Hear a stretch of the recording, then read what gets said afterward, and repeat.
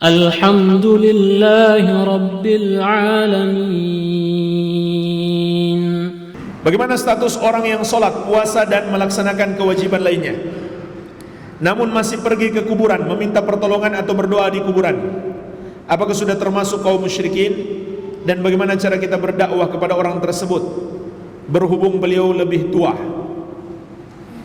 dan hanya memutar siaran dakwah di TV? Apakah sudah mencukupi?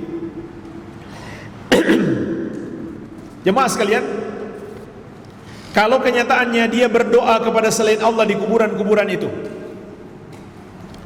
berdoa kepada para wali yang sudah wafat misalkan, maka itu adalah dosa syirik. Sebab doa itu adalah ibadah. Maka berdoa kepada selain Allah berarti beribadah kepada selain Allah. Itulah hakikat syirik. Semua amal ibadahnya terhapus.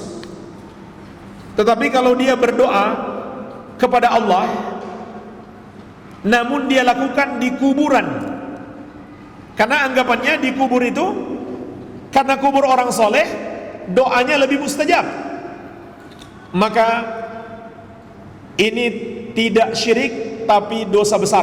Kenapa dosa besar? Karena mengantarkan kepada syirik, dan pelakunya dilaknat oleh Allah. Sebagaimana hadis Bukhari dan Muslim dari Aisyah radhiyallahu anha, Rasulullah sallallahu alaihi wasallam bersabda, "La'natullahi 'alal yahudi wan nasara ittakhadhu qubura anbiya'ihim masajida." Allah melaknat orang-orang Yahudi dan Nasrani yang menjadikan kuburan para nabi mereka, dalam riwayat yang lain orang-orang soleh mereka, sebagai tempat-tempat ibadah. Jadi kuburan itu bukan tempat ibadah. Kata Nabi SAW, orang yang beribadah di kuburan-kuburan, mereka dilaknat oleh Allah. Nabi yang bilang begitu. Namun ada umat Islam yang malah menjadikan kuburan sebagai tempat memohon hajat, atau bahkan tempat sholat. Iya.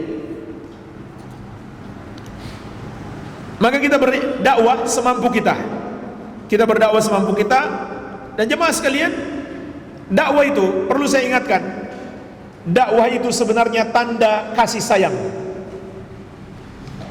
Keluarga kita yang sudah tua, kasihan dia, sayangi dia. Masih berbuat kesyirikan, sampaikan dakwah.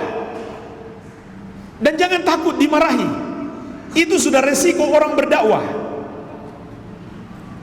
Makin besar tantangan berdakwah, pahalanya semakin besar. Jemaah sekalian, kurang apa Rasulullah SAW dalam berdakwah?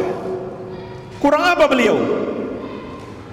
Ilmu yang paling mendalam, bahasa yang paling fasih, akhlak yang paling baik, masih saja dimusuhi.